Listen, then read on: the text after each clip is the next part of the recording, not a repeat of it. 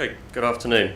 So Mkango is focused on the advanced stage Songwe Hill rare earths project in Malawi. This is a project we've taken from an early stage. When we secured the license in 2010, there was a 1.3 million ton historical resource, and just yesterday we announced a 50 million ton combined resource. We also completed a pre-feasibility study in 2015 and currently completing the feasibility study, and that's been fully funded by Talaxis at the project level. So the rare earth sector has been through a fair bit of volatility over the last few years, and but the real driver going forward is going to be the electric vehicle market, and we see a huge amount of growth coming through from that sector. In particular, neodymium and praseodymium, we anticipate a doubling of demand in that sector. So there's a huge opportunity for companies like ourselves. We have one of the very few advanced stage projects globally, and we'll be in a very strong position to fill that supply-demand deficit. There's the benefit of using a rare earth permanent magnet motor for electric vehicles. In fact, Tesla just switched to one of these, is that increases the efficiency versus other technologies, and that's why 90% of electric vehicles use rare earth permanent magnet motors, and the rare earths used, as I mentioned, are neodymium and praseodymium. So again, we see a lot of growth. Certainly in some of the reports from the EU, there are some concerns over the sources of rare earths as this demand comes through, and we'll be in a strong position to fill a part of that supply chain to feed into Europe and Asia in particular. Just a summary of the company. As I mentioned, we recently announced a resource update, and that resource is forming the basis for the feasibility study, and we anticipate significant benefits from that updated resource in terms of costs and tonnage and more tons into the mine plan. The landmark sort of transaction for us was a JV with Talaxis Group, which is a subsidiary of Noble Group, who are funding the bankable feasibility study. So that'll take us all the way through to completion of the feasibility study, and then Talaxis have a development option whereby they can fund the capex in return for an additional interest, and Mkango would retain a 25% free carried interest in the project.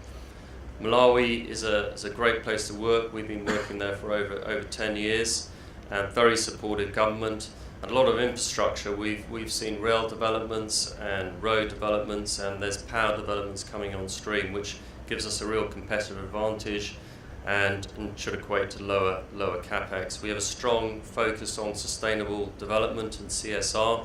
It's integral to our vision. We've got very good relationships with local communities, and there's a strong commercial imperative to put focus on that in the future. As we see this EV-driven demand growth coming on stream, those downstream consumers are going to want to see a sustainable supply chain and strong environmental and social credentials.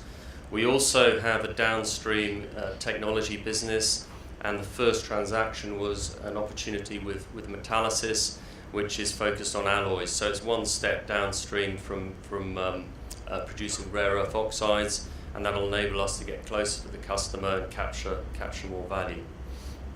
I mentioned the Talaxis transaction, and Talaxis are investing £12 million for a 49% interest in the project, with an option to develop the project for a further 26%. So we're fully funded through the feasibility study, and Talaxis are also investing in the downstream technology business. So we're very much focused on completing that feasibility study at the moment. In terms of the capital structure, we're a dual-listed company. We're listed in Canada in 2011 and listed in the UK in 2016. Strong financial position through the investments by Talaxis. Fairly tightly held stock. Talaxis is also a shareholder in the top company, and we have a UK fund, Resoc, holds about 12%. Richard Sneller, who's head of emerging markets. Bailey Gifford, he's invested PA, holds about 5% interest, and Miles McNulty for his family office. So about £10 million market cap, very much undervalued versus the peer group, which is largely in Australia, and the industry being more well developed in that jurisdiction. In terms of the board, we restructured the board last year, and the group was co-founded by myself and Alex Lemon. Chairman is Derek Linfield, a lot of experience in cross-border transactions, certainly in Africa. Susan Muir joined the board last year. Their experienced investor relations executive, formerly with Barrick Gold, and certainly spearheading in combination with the manager the investor relations in Canada and North America. Adrian Reynolds, who's with Randgold Resources for many years, ran their feasibility studies in-house, so he's providing input on the feasibility study. Sandra DeToit is with a senior executive with Standard Bank. Clearly, as we move towards the project development, project finance, a very useful addition to the board. Sean Tracy, who's Chief Investment Officer with Arete Capital Partners. He's based in Australia, and again, another good addition to the board. Malawi, it's a great place to work, good jurisdiction, very supportive government, and lots of infrastructure developments, in particular the railway line, unlocking the whole southern part of Malawi, which is a rare earths mineral province. The project itself is a carbonatite. It's a hill, and carbonatite and rare earth mineralization exposed at surface. So we announced an upgraded resource, 21 million tonnes, grading 1.41%. That would support potentially 20-year mine life and 1 million tonnes a year throughput. That compares to the pre-feasibility study, which was based on 8.5 million tonne reserve, 500 million tonnes a year for 18 years. So during the feasibility study, we'll be looking at expansion options and opportunities to optimize the mine plan and add value to the project. It's broad zones of mineralization, and so it'll be a bulk tonnage operation. Sintersite dominated mineralogy, which is a fluorocarbonate, very easy to leach, low temperature leaching, which will translate into a straightforward sort of flow sheet. Key in relation to the resource, we're a Canadian company, so on the announcement on Monday, following the announcement, within 45 days we published a 43-101 technical report, and that triggers the next £7 million investment from Talaxis to complete the feasibility study. Just illustrating the change since the 2012 resource and the upgrade. The pre-feasibility study was based on that 2012 resource. Only the green, which is the indicated resource, could go into the mine plan. The inferred resource, the grey, was treated as waste. So we ended up with a strip ratio of about 4.5 times. In 2019, this latest resource, we've established a maiden measured resource of about 9 million tonnes.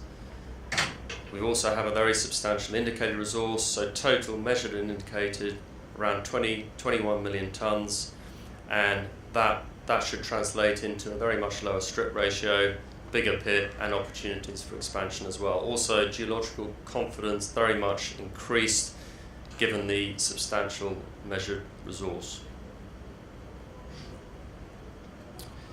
Just to give an indication of the sort of geometry, so the carbonatite is exposed on the northern face of the hill. The areas in green, orange, red, they illustrate what's above the 1% cutoff grade. We're also going to look at opportunities for lower cutoff grades, which would increase the stripping ratio further. That'll be part of the feasibility study. It's a big competitive advantage for us is the infrastructure. It's a new railway line, a very good road network. It means we can do more in Malawi in terms of processing. So we'll be producing a high value mixed rare earth project. So we'll do the flotation and the hydromet in Malawi and the purification. And we'll be exporting a high value product. And we're looking at separation options for that product with a view to producing neodymium praseodymium. Feasibility studies underway. I mentioned the opportunities we're looking at in the mine plan. Metallurgy, flotation, we're looking at increased recoveries, also looking at increasing concentrate grade. Hydrometallurgy, focused on reduced costs, evaluating options for separation. We've just taken a 60-ton bulk sample in Malawi, and we're going through the export process at the moment. Key focus on environmental, social, health impact assessment. That'll all be done to World Bank standards, equator principles, so to the highest standard.